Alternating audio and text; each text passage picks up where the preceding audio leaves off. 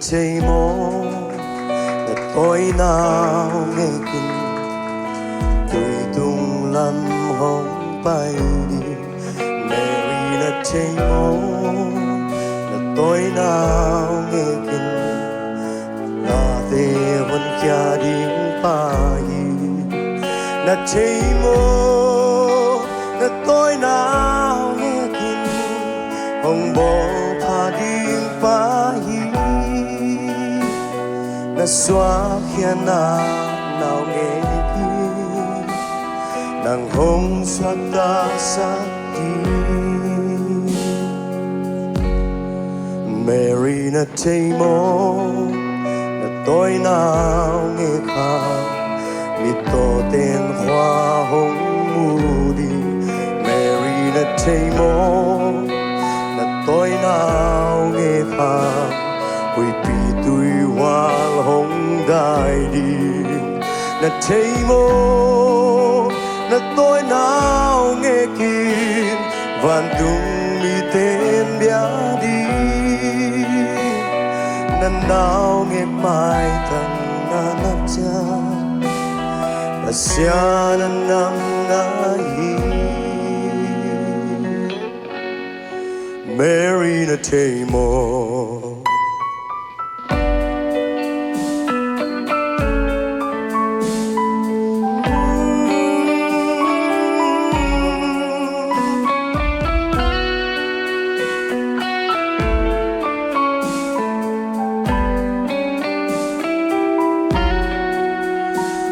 tô tên khoa mu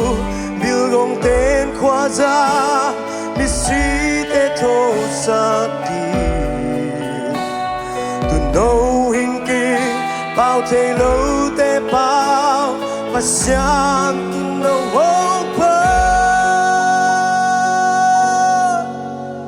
Mary đã thấy mô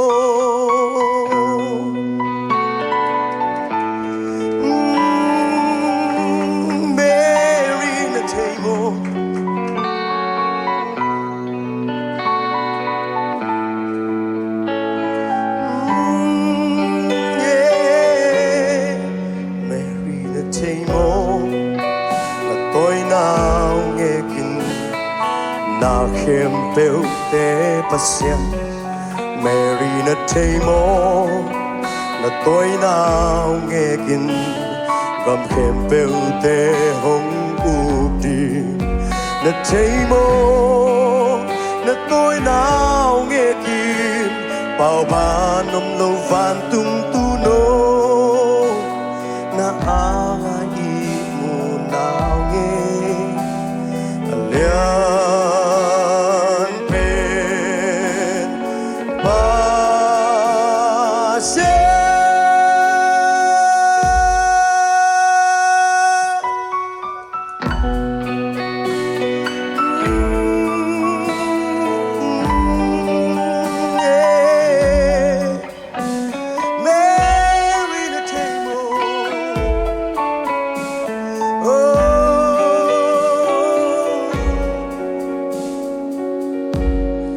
Mary na chạy mô